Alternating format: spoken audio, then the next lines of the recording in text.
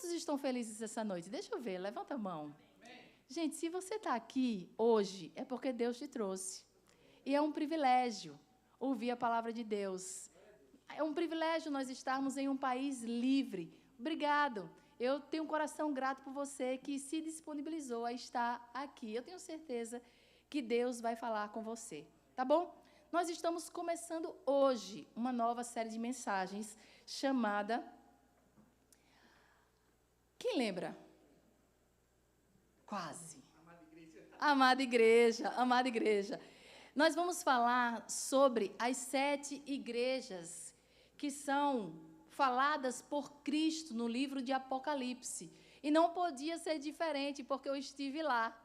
E eu descobri no nosso grupo de pastores que a maioria dos pastores também estão fazendo a mesma série de mensagens e cada um colocou um nome diferente. E é tão bom quando não só você tem o conhecimento da palavra de Deus, mas você tem a oportunidade de estar ali naquele local, vendo não só a parte bíblica, mas a parte geográfica, a parte histórica, e é tudo tão rico. E nós vamos falar sobre isso, e eu espero que seja um momento, assim, muito esclarecedor para vocês, que seja um momento de conhecimento profundo, e principalmente de vocês se apegarem aí às promessas de Jesus, que são muitas. Então, hoje nós estamos começando essa série de mensagens, e diferente das outras séries de mensagens que nós sempre fazemos, 4 mensagens por causa do mês, geralmente o mês tem 4 domingos, esse nós vamos nos estender.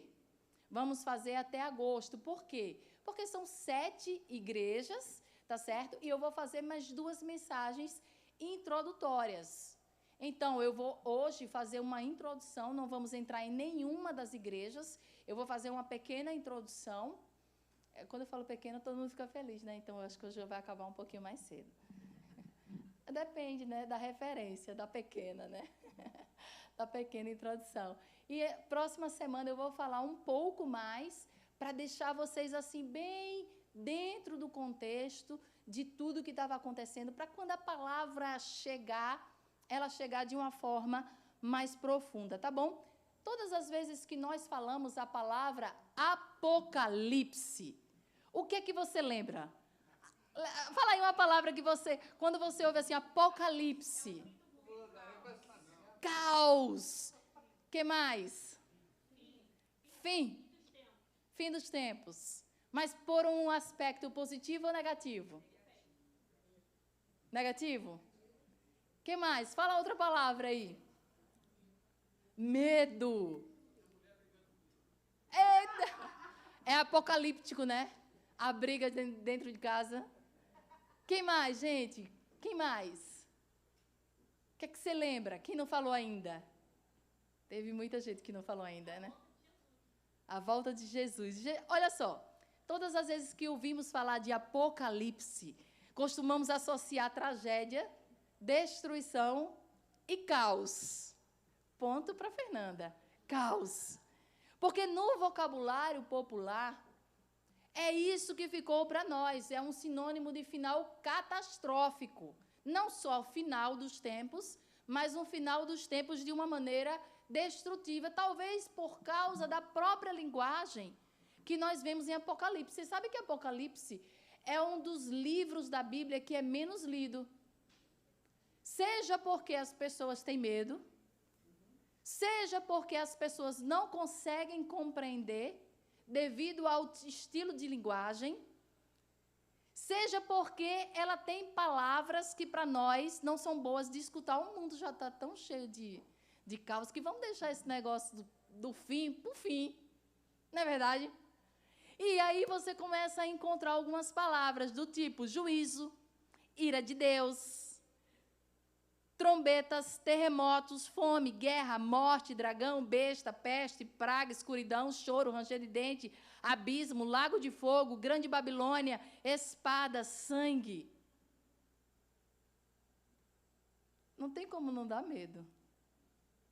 Só que a notícia que eu tenho para dar para vocês é que só dá medo quando nós não conhecemos de fato sobre o que se trata Apocalipse. E a ideia dessa mensagem de hoje é falar justamente sobre isso, mostrar para vocês que Apocalipse, a ideia e o objetivo de Apocalipse é completamente o contrário daquilo que as pessoas, a maioria das pessoas, pensam a respeito de Apocalipse. Então, ele não é um livro para assustar, mas para nos fortalecer e nos encher de esperança. Veja bem, Apocalipse é, como a Rafa falou, o fim. É o fim. E que coisa boa é se toda a história nós soubéssemos qual era o fim. Talvez, se você soubesse o fim, você não se relacionaria com alguém. Porque você sabe que no meio do caminho... Então, se eu já sei o fim, eu nem começo. Talvez um trabalho, uma proposta de trabalho que você aceitou, se você soubesse como é que seria o fim. Uma amizade, se você soubesse como seria o fim. Eu acho que ninguém se arrepende de filho, né? Filho é um negócio que dá trabalho, mas a gente está ali firme e forte. Firme e forte e acha lindo, maravilhoso. Mas Apocalipse é o fim. Mas sabe qual é a boa notícia?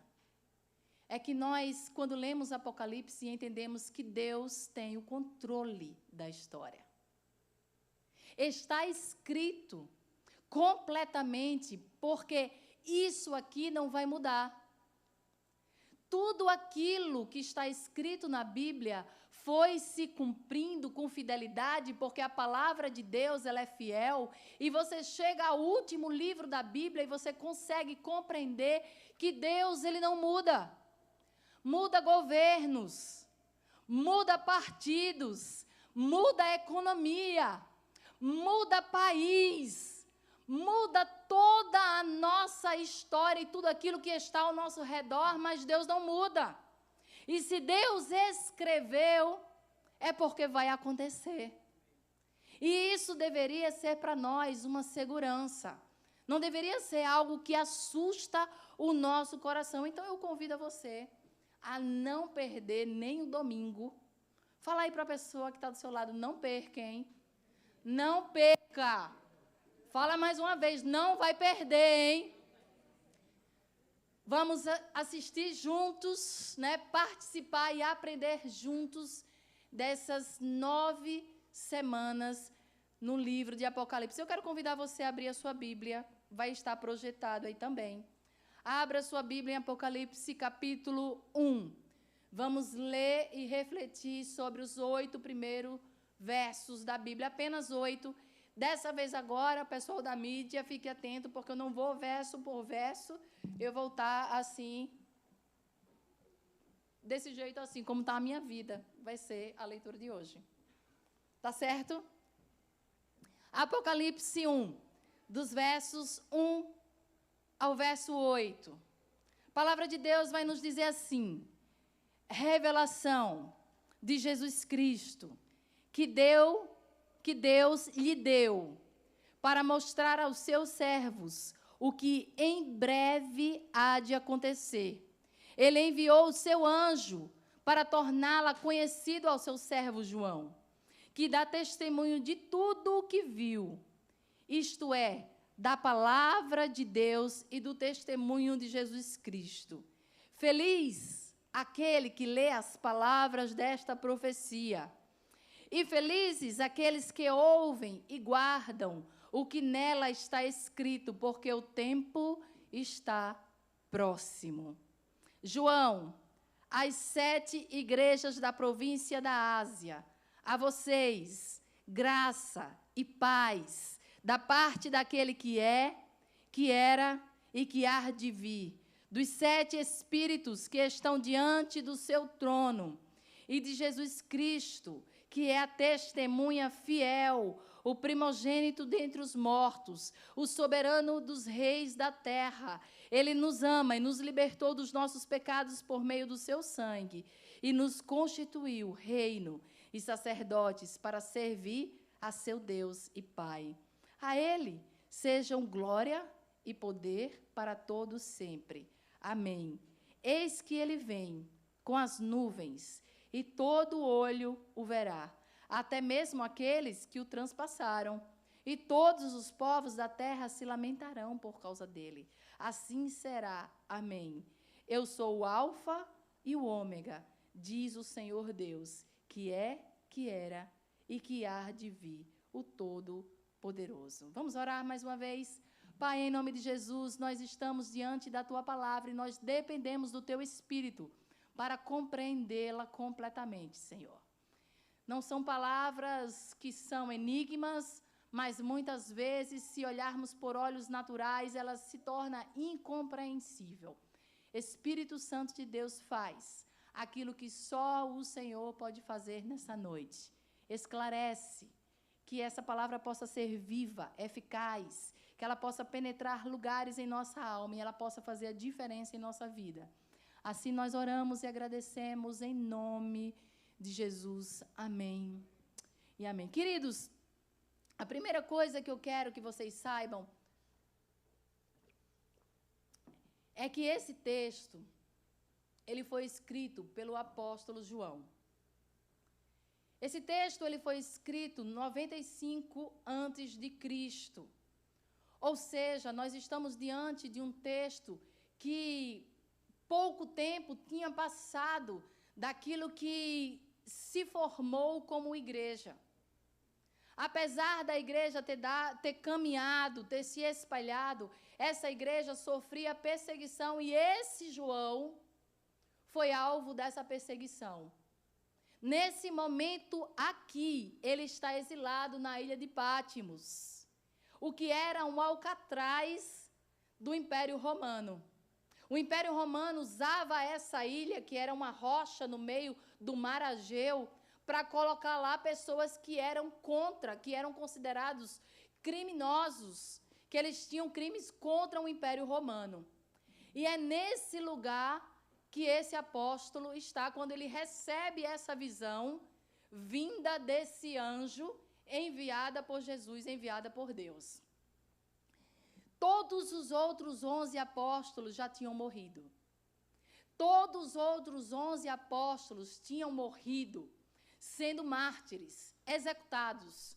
João foi o único apóstolo que morreu de morte natural. Os estudiosos vão dizer que nesse momento aqui, ele já tinha 100 anos de idade. Nesse momento. Não só isso, mas nesse momento os historiadores, a Bíblia não fala, mas os historiadores falam que esse homem tinha sido jogado num caldeirão de óleo quente, para que fosse torturado. Ele, com 100 anos de idade, exilado nessa ilha, ele recebe uma visão de Deus. E nessa visão, ele começa a escrever da maneira que ele consegue compreender. Você imagine alguém ter uma visão do futuro e precise colocar no papel para os tempos atuais. Tem coisas que são indescritíveis e é por isso que você vai ver que existe uma linguagem que não é comum para nós. Porque é a forma que João viu, ele recebeu e ele começa a escrever. Quem é o apóstolo João? Você deve saber que João, ele tem uma relação íntima de amizade com Jesus. Jesus, ele tinha ali os seus 12 apóstolos, pessoas que caminhavam com ele frequentemente, mas ele tinha um círculo mais íntimo. Isso é natural, não é? É natural você conviver com muitas pessoas, mas você ter aquelas que caminham com você, aquelas que são mais próximas. E se você quer saber quem era mais próximo de Jesus, é só você cantar a música de Pedro, Tiago e João no barquinho, no mar da Galileia. João fazia parte desse trio, que eram as pessoas mais próximas de Jesus. Na Santa Ceia, você vai ver João se encostando no peito de Jesus, o que mostra uma intimidade, alguém que era próximo dele. Você também vai ver João aos pés da cruz, enquanto todos os outros apóstolos tinham fugido. E Jesus dizendo para João: tome conta da minha mãe. Você vai ver João em momentos em que outros apóstolos não estavam, mas esse homem estava. Então ele fazia parte dessa intimidade de Jesus. Não só isso, mas ele é autor do Evangelho de João, e ele também é autor de 3 cartas, 1ª, 2ª e 3ª João. Então, só para você saber que é desse João que nós estamos falando, e ele quem escreve essas palavras. E agora, ele já idoso, ele recebe uma revelação que é sobrenatural. Sobrenatural sobre quem? Sobre que pessoa? Sobre que assunto? Qual é o conteúdo da sua visão? Ele recebe essa visão de um Jesus do qual ele não chegou a conhecer. Ele caminhou com Jesus na terra por 3 anos e meio. Agora ele recebe a visão de um Jesus glorificado. E é tão interessante isso porque nós costumamos a ter uma visão de Jesus de The Chosen. Não é verdade? E às vezes também daquele cara legal, aquele cara que vai perdoar tudo, não tem problema, é meu amigão, meu parça. Eu oro com intimidade, com Jesus. E quando você lê o livro de Apocalipse, você vai ver um Jesus cheio de glória e cheio de majestade.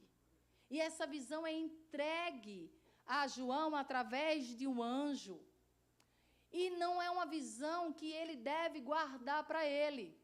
Mas o texto vai dizer que essa visão deve ser passada para nós, os seus servos. E é isso que nós estamos fazendo nessa noite. A visão deve ser passada para nós. Logo no começo, a primeira palavra que você vai encontrar, está lá na tela, vocês podem observar. A primeira palavra que você vai ver no versículo 1 chama-se, para nós, revelação, que vem do grego apocalipse, que significa tirar o véu, descortinar, revelar, trazer à tona aquilo que estava oculto.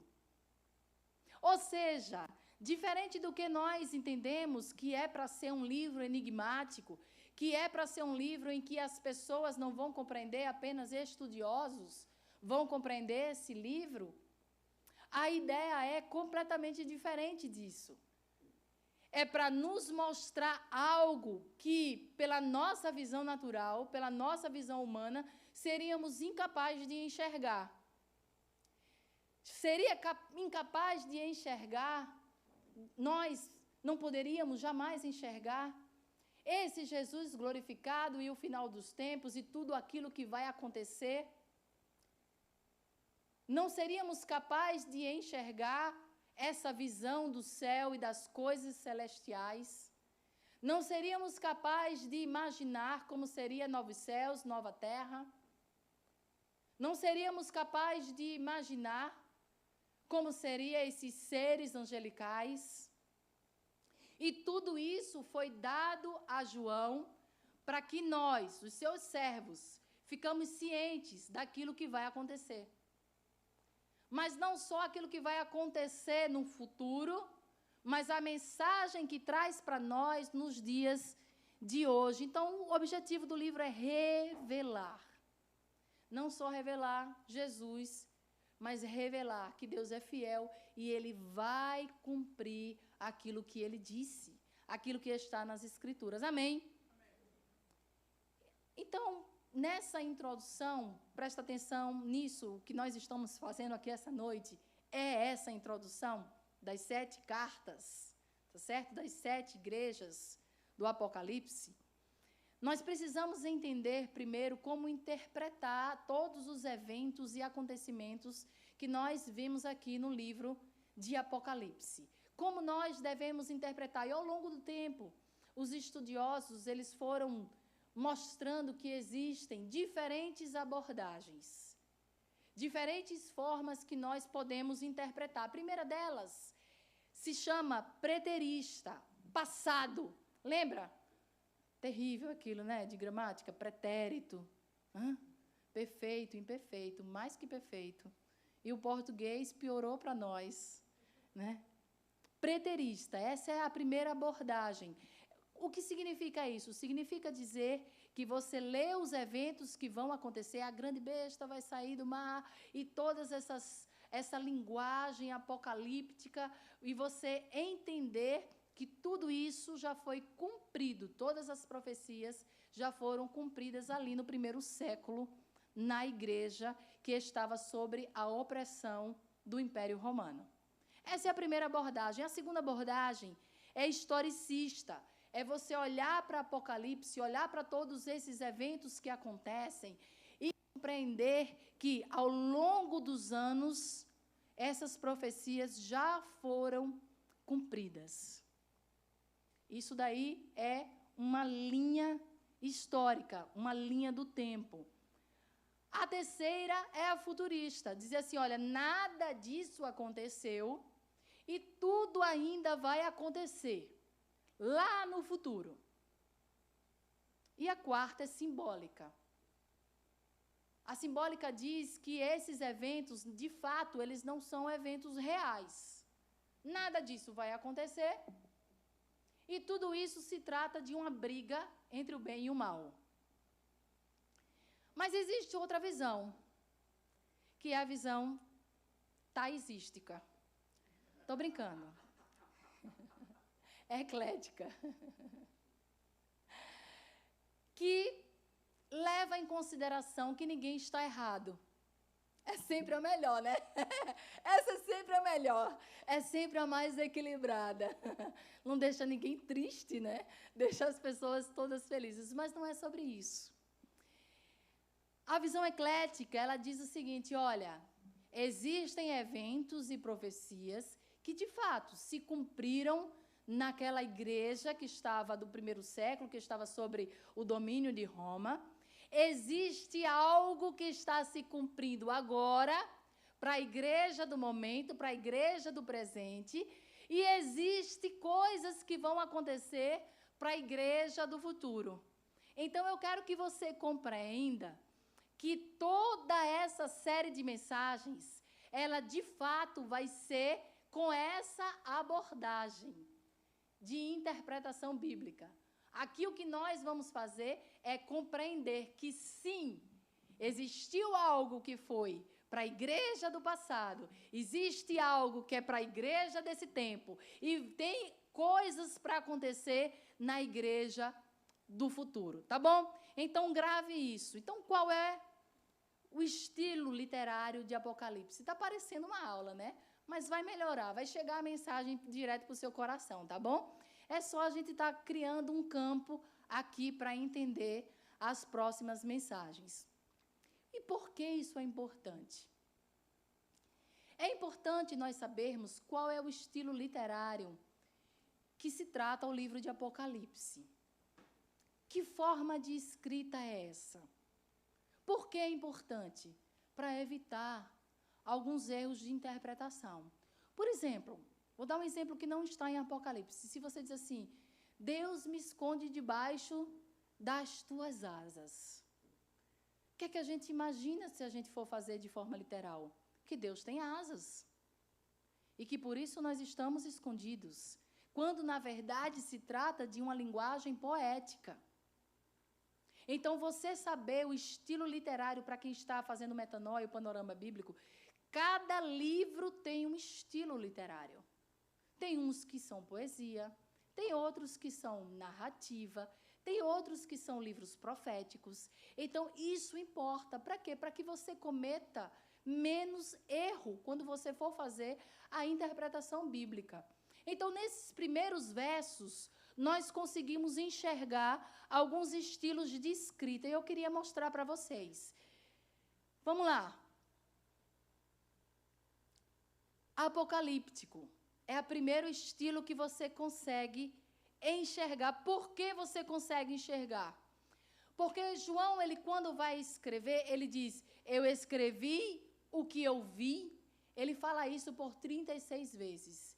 E o que eu ouvi, ele fala isso 27 vezes. Mas quando chega a hora dele escrever aquilo que ele viu e aquilo que ele ouviu, ele começa a escrever em forma de símbolos, em forma de figuras e em forma de números. E parece um código. Parece que você está diante de um código. Para você ter uma noção, nesse livro de Apocalipse, eles usam o número 7 54 vezes. Só nesses 8 primeiros versículos, você vai ver 7 igrejas e 7 espíritos. E todas as vezes que você vê essa linguagem figurada, essa linguagem apocalíptica, você vai precisar entender que não é 7 número, e sim que significa uma completude.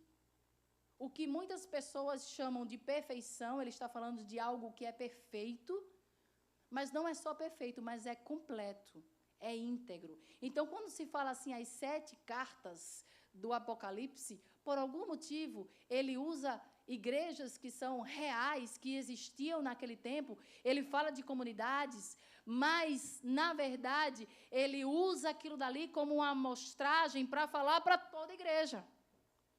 Para a igreja de uma maneira geral, para a igreja que existia naquele tempo, para a igreja que existe hoje e para a igreja que ainda vai existir. Tá certo? Então, nessa visão apocalíptica, eu também quero que você entenda que as coisas estão fora de ordem.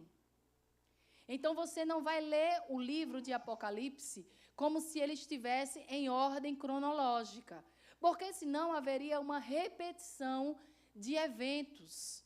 Na verdade, não é assim. Quando João ele tem a visão, é como se tivesse várias paredes de LED e as coisas fossem aparecendo, e na medida que elas vão aparecendo, ele vai escrevendo. Ele começa a escrever para não perder nada daquilo que ele teve a visão. Então, você precisa entender isso.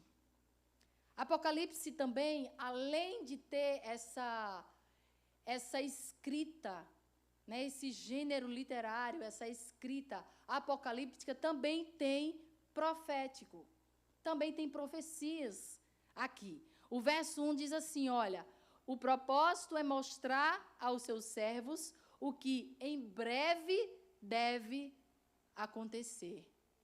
E isso é profecia. Aí você deve perguntar, peraí, isso daqui foi escrito em 95, certo? Como que é isso?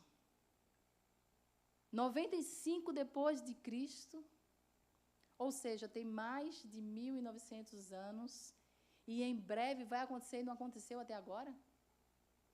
Você sabe que isso é uma das coisas que mais as pessoas que não creem na volta de Cristo falam. Na internet, as pessoas ficam bombardeando, dizendo assim, parem com isso, que Cristo é esse que vai voltar e não volta nunca? E vocês esperam. Um dia desses eu estava vendo, grava isso não, Mayara, que agora eu vou falar um meme. Essa não é a hora boba. Vocês já viram um meme que tem lá uma pessoa, um cristão, né? Encontra com 2 extraterrestres, e aí eles começam a falar palavras, e eles não conseguem compreender a comunicação, e aí citam o nome Jesus. Aí os extraterrestres dizem assim, Jesus eu conheço, Jesus a gente conhece, ele vai lá no nosso planeta, todo ano ele está lá.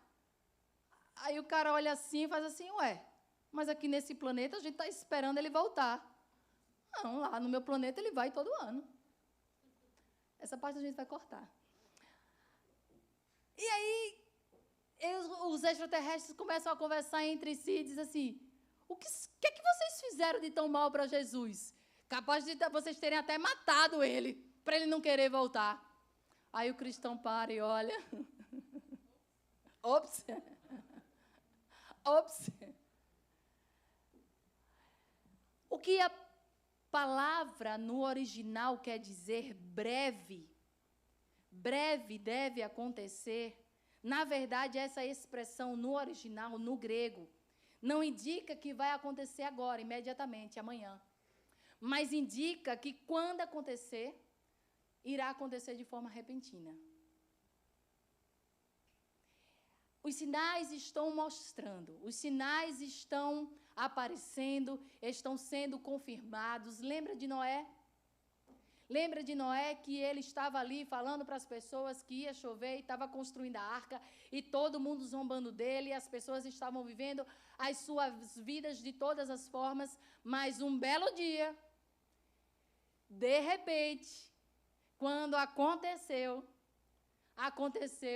de fato de maneira rápida, em que as pessoas não conseguiram mais tomar as suas devidas providências. E apenas Noé e sua família entraram na arca. Então, quando você ouvir essa palavra, breve deve acontecer, é porque vai acontecer de maneira rápida, repentina, com certeza irá acontecer, não é uma hipótese, é algo certo, porque Deus confirmou que vai acontecer.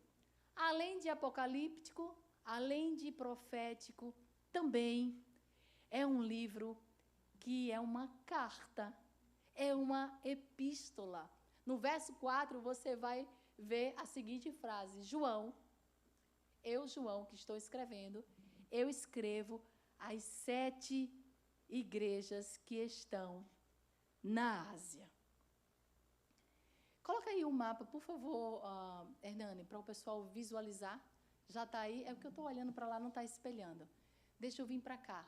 E aí, não sei se dá para o pessoal de trás enxergar, mas aí nós temos as igrejas Pérgamo, Tiatira, Esmirna, Filadélfia, Sardes, Éfeso e Laodiceia. Estivemos ali em Hierápolis e estivemos também em Colossos. Está vendo que Laodiceia fica entre as duas? E Hierápolis tem águas termais. E Colossos... Muito bem, está uma aula mesmo, tá? E Colossos tem águas frias, geladas, que descem da montanha. Lembra que Laodiceia foi levou uma repreensão de Jesus por ser morna, então descia água fria, descia água quente, se encontrava ali em Laodiceia e a água não servia para nada, porque a água termal servia para se banhar, a água gelada servia para matar a sede. E a de Laodiceia não servia para nada. E assim ele comparou a igreja de Laodiceia, que era uma igreja morna, uma igreja que não tinha vida.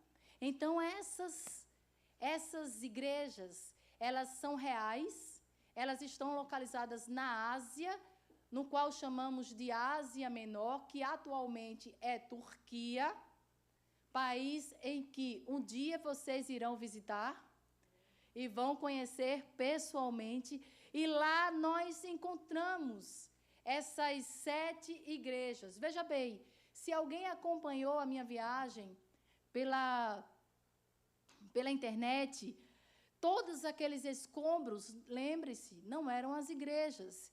Quando o texto vai falar das igrejas, está falando das comunidades. Igreja nunca foi associado a prédio.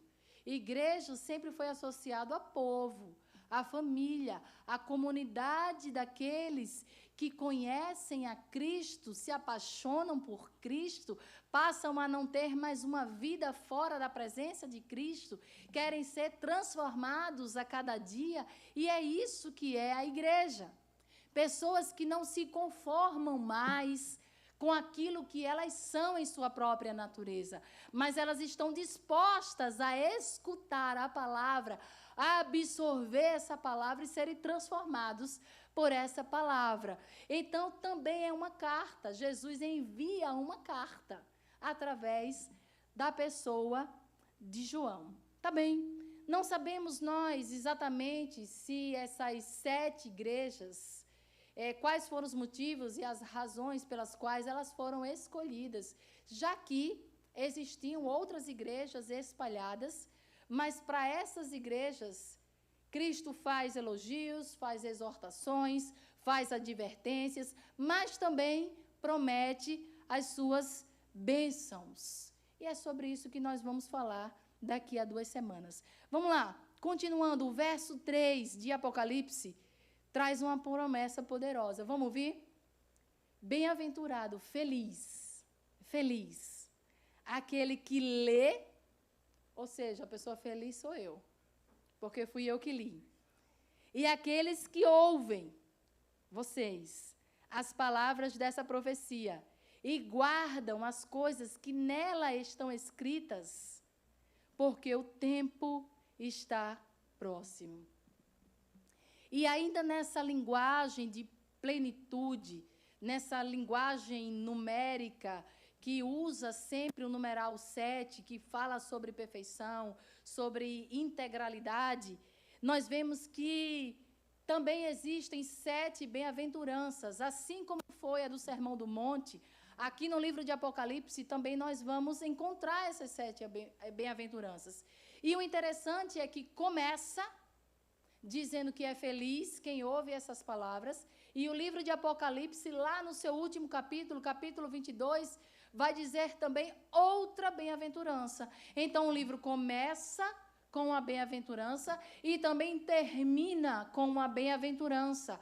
O texto vai dizer assim, Apocalipse 22, 14, se você quiser anotar no seu notes, vai dizer assim, olha, bem-aventurados são aqueles que lavam as suas vestes, para que tenham direito à árvore da vida e possam entrar na cidade pelas portas. Sabe qual é a felicidade da pessoa que foi lavada e remida pelo sangue de Jesus?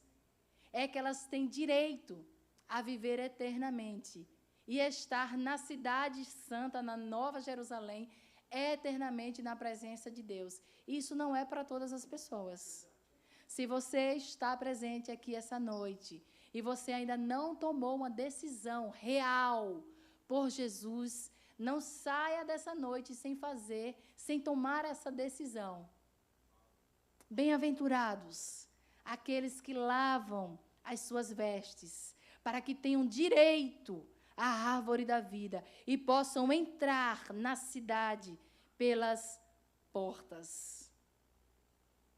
Queridos, essas promessas, elas nos mostram que Apocalipse não é um livro para se temer. Só teme aquele que não tomou uma decisão. É um livro que é cheio de promessas. É para nos gerar fé, nos gerar esperança, para nós sabermos que aconteça o que acontecer aqui na terra, nós vamos ter vitória. Nós somos um povo que tem o destino nas mãos do Senhor e lá nós estamos seguros. O que significa isso para nós? Significa que nós não precisamos ter medo, que nós não precisamos temer nenhum dos governantes, porque Deus permanece, continua no seu trono. Significa dizer que o sofrimento não é eterno, que o sofrimento tem hora e dia para acabar. Significa dizer que nós podemos confiar na graça e na paz declarada por João. Coloca aí mais uma vez o verso 4. Por favor. Já está ali? 4.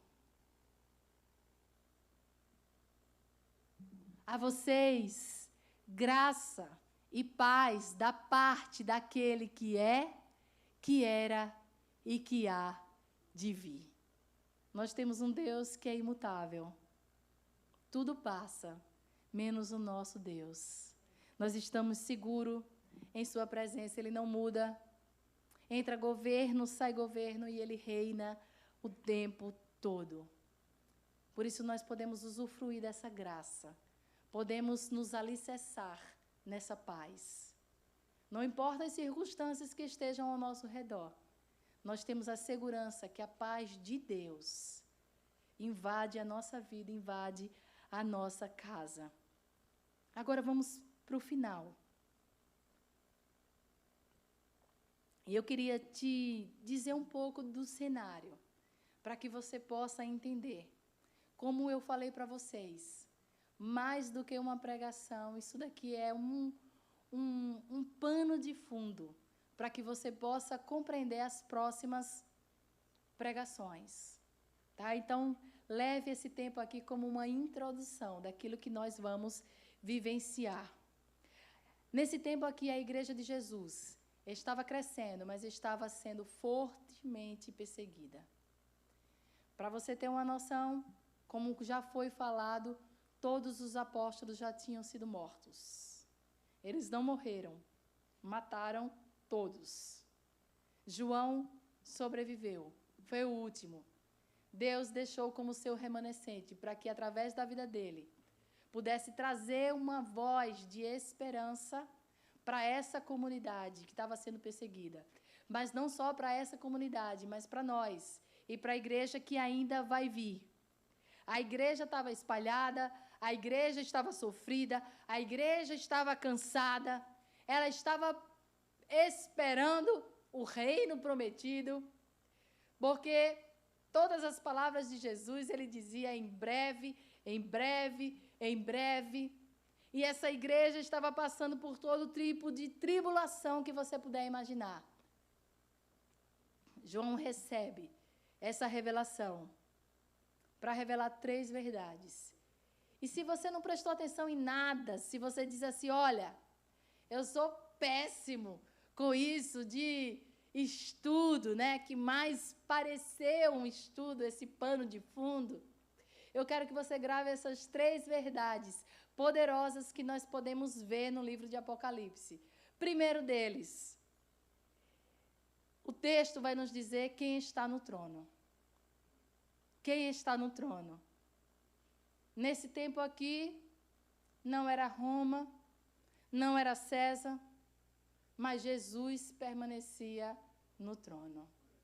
Pessoas são a favor do Trump, pessoas são contra o Trump, pessoas são a favor do Lula, pessoas são contra o Lula. Entra governo, sai governo, uns agradam você, outros não agradam com as suas propostas, mas a primeira coisa que você precisa saber, aquilo que você precisa ter como prioridade, é que quem está no trono é Jesus. Ele reina. Ele reina. A história da sua vida está nas mãos de alguém que é imutável, de alguém que não acorda de mau humor e passa um decreto dizendo, não, eu mudei de ideia. Não, ele é fiel. Ele é fiel na história e ele é fiel na nossa vida. Primeira verdade, quem está no trono.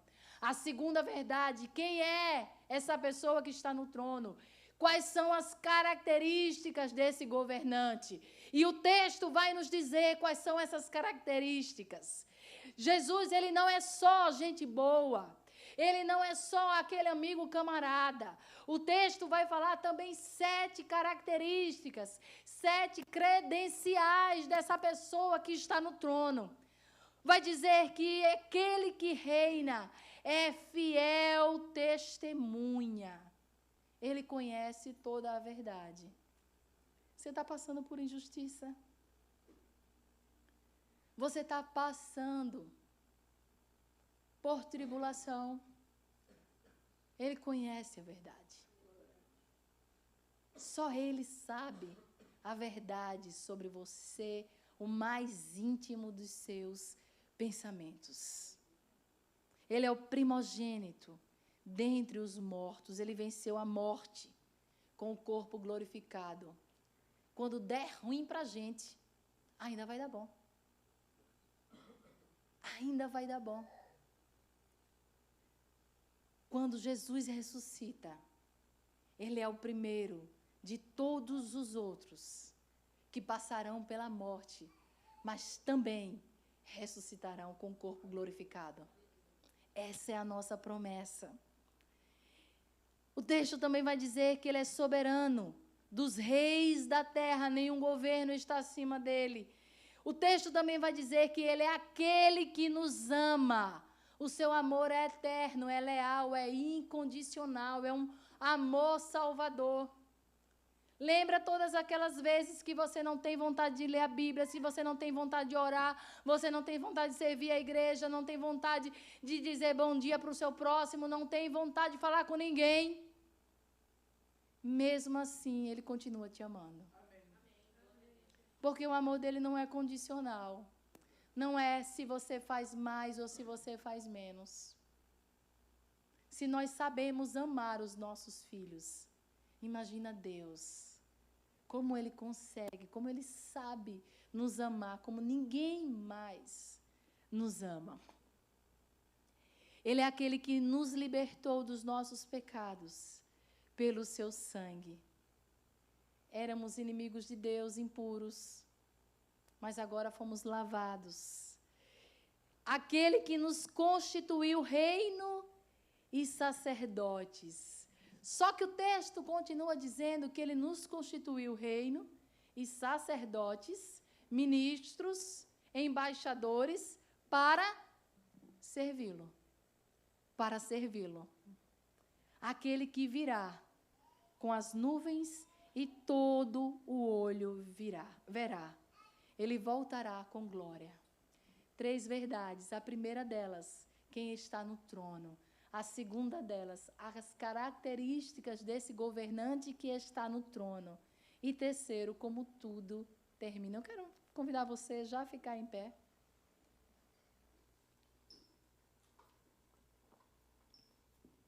Como tudo termina. O texto também vai nos dizer que a vitória é certa. Que o mal será vencido, que não haverá choro, não haverá dor, não haverá mais doenças, não haverá mais dívidas, não haverá mais brigas, não haverá mais nada que hoje para nós é uma preocupação. Nós somos um povo abençoado. Creia nisso. Pega essa bênção para você. As 7 bem-aventuranças é sobre isso. Aquele que lê, aquele que ouve e aquele que guarda. Não perca essa mensagem de hoje. Aquele que lê, aquele que ouve e aquele que guarda, aquele que pratica. É alguém que é feliz. É alguém que é bem-aventurado. Que a nossa felicidade não dependa de circunstâncias. Que aprendamos a caminhar em maturidade. Muitas vezes nós somos levados pelas nossas emoções. Quando acontecem coisas que nos deixam felizes, nós estamos felizes para tudo. Quando acontecem coisas que nos deixam para baixo, parece que aquilo que está certo em nossa vida já não conseguimos mais apreciar. Maturidade. Aprenda a desenvolver maturidade na sua vida. Os problemas vêm, as dificuldades vêm, as tribulações vêm, mas nós sabemos quem está no trono. Nós sabemos que Ele é fiel. E nós sabemos o final da história. E o final da história é bom, é feliz, é de vitória. Guarde isso no seu coração. Eu queria orar com você. Pai, em nome de Jesus. Tantas coisas precisam ser reveladas ao nosso coração. Senhor, nós não queremos andar através dos nossos olhos naturais, queremos andar através de fé. Abre, Senhor, os nossos olhos espirituais. Nós ainda estamos muito agarrados nessa terra, nas coisas da terra. Faz que o nosso olhar seja voltado para as coisas do alto. Para isso nós fomos chamados pelo Senhor. Senhor, Tu és uma fonte inesgotável. Nós declaramos isso, nós cremos isso. Mas faz que isso seja uma verdade no dia mau. É no dia mau que nós precisamos da Tua voz falando que vai dar certo. É no dia mau que nós precisamos segurar as Tuas mãos. Nos faz sermos pessoas constantes na Tua presença. Precisamos ler essas palavras porque elas alimentam a nossa alma, assim como um alimento físico. O alimento natural alimenta o nosso corpo. Nós precisamos nos debruçar na Tua palavra e comer essas palavras que são vida, que descem com alegria, com paz, enchendo a nossa vida, enchendo o nosso coração. Senhor, coloca os nossos pés num lugar de estabilidade. E quando nós falamos de estabilidade, nós não estamos falando daquilo em que podemos ver. Não é sobre finanças, não é sobre trabalho, não é sobre emprego. João estava aqui ilhado. João estava com feridas em seu corpo, com marcas da perseguição. João era alguém idoso que já não tinha mais vitalidade em seu corpo. Mas não importa onde nós estejamos, o que importa é com quem nós estamos. E nós podemos confiar na Tua presença, que é infalível em nossa vida. O mundo pode colocar marcas em nosso corpo. Pessoas podem querer nos derrubar. Mas nós permaneceremos de pé, porque nós somos a Tua igreja. E nós temos um noivo que ama essa igreja, que cuida dessa igreja, que protege essa igreja. O Senhor nos faz andar como vitoriosos que somos. Ergue as nossas cabeças. Faz dentro do nosso peito arder a chama da paixão pela Tua presença. A Tua palavra, ela não é enfadonha. A Tua palavra não fica abaixo das séries da Netflix. As séries da Netflix não podem fazer nada pela nossa vida. Elas são apenas distrações. Nós queremos passar mais tempo contigo, Senhor. Nos desperta, Senhor, nas madrugadas. Nos faz levantar um pouco mais cedo e ficar ali na Tua presença, adorando, dizendo que o Teu nome é santo, santo, santo. Porque será que os anjos que Te veem, eles não param de declarar a Tua santidade? E nós estamos tão distraídos. Faz o nosso olhar voltar para Ti, Senhor. Nós precisamos, desperta em nós mais fé. Que a nossa fé cresça. Que nós possamos tirar o olhar, tirar os nossos olhos daquilo que é perecível. E volta o nosso olhar para aquilo que é incorruptível. Que é as promessas contidas na Tua palavra. Cada uma delas vai se cumprir. E em cada uma delas eu vou confiar. Porque eu posso crer que os Teus planos em minha vida são infinitamente maiores do que qualquer meta que eu possa ter traçado para o ano de 2025. Senhor, quantos milagres o Senhor já fez em nossa vida em 2025, Senhor. Nós não sabemos nem decifrar, nós não sabemos descrever. Em cada momento em que uma onda gigante se levantou em nossa frente e parecia que nós íamos naufragar, o Senhor abriu o mar para que nós pudéssemos passar. As soluções vieram da onde jamais poderíamos imaginar. Nos ensina, Senhor, a descansar na Tua presença. Senhor, eu peço em nome de Jesus, derrama fé no coração dos meus irmãos. Oh Jesus, como é bom poder descansar.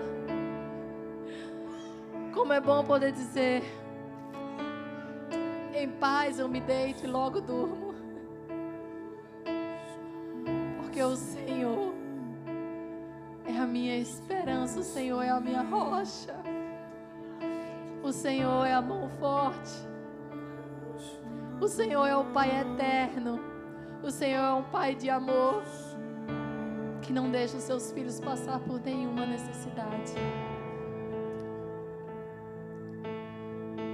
O que podemos mais dar por todos os benefícios que nós temos recebido do Senhor?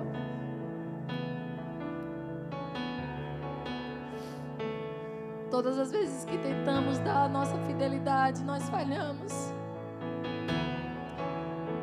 Perdoa os nossos pecados, Pai.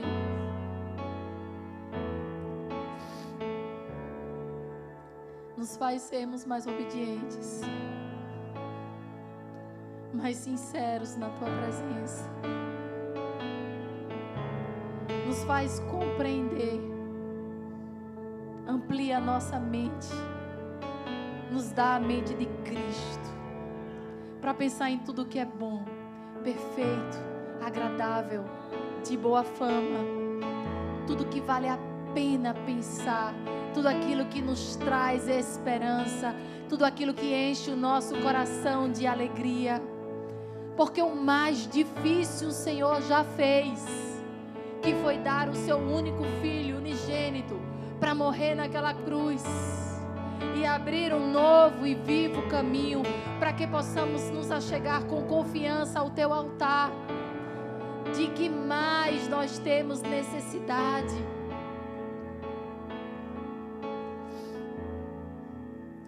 Senhor, que cada preocupação seja transformada em oração.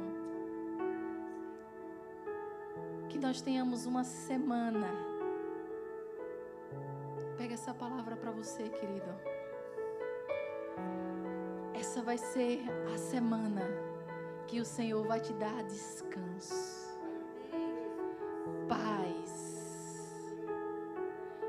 paz sobrenatural, shalom de Deus sobre a sua vida,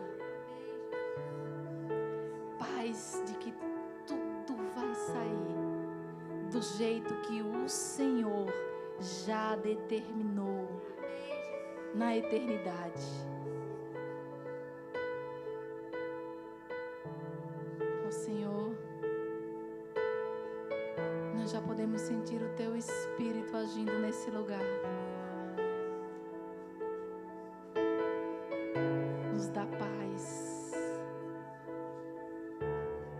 Tira do nosso coração toda ansiedade, toda angústia, toda decepção, toda frustração.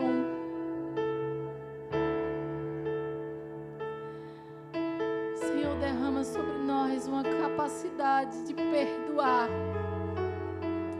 aqueles que nos ofendem. Nós queremos declarar nessa noite que nós perdoamos. Todos estão liberados. estão liberados para também receber do teu amor e receber da tua graça um presente que nós não merecemos. Muito nós fomos perdoados e muito nós perdoamos. Nós queremos liberar de nós todo o peso. Querido, se você sabe que você está pecando, que você está desagradando a Deus, não saia daqui essa noite sem colocar isso no altar do Senhor. Esse é o momento que o Espírito Santo de Deus está falando aí com você. Confesse. Pecado tem nome. Fale o nome. Não precisa dizer para a igreja, mas esteja no seu lugar. Libere. Libere para que você possa caminhar com confiança, com liberdade, para que você possa chegar mais longe, para que você possa chegar de maneira estável na presença do Senhor, liberto. Pai, nós te pedimos que essa semana e o próximo domingo haja um movimento do Senhor e que muitas pessoas sejam alcançadas pelo poder do Evangelho através das nossas vidas. Assim como Cristo enviou uma mensagem para João e João enviou essa mensagem para nós servos, nós através de Cristo também queremos enviar a mensagem que transforma a vida, o poder do teu Evangelho derramar na vida de pessoas que não te conhecem. Usa a nossa vida em nome de Jesus. Continue adorando o Senhor.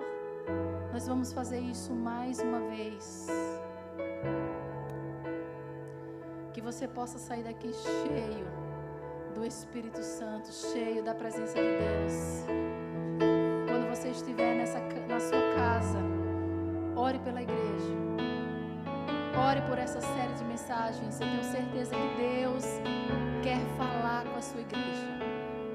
É uma carta escrita pelo Senhor, direto do trono de Deus, para nós, hoje, Zion 2025.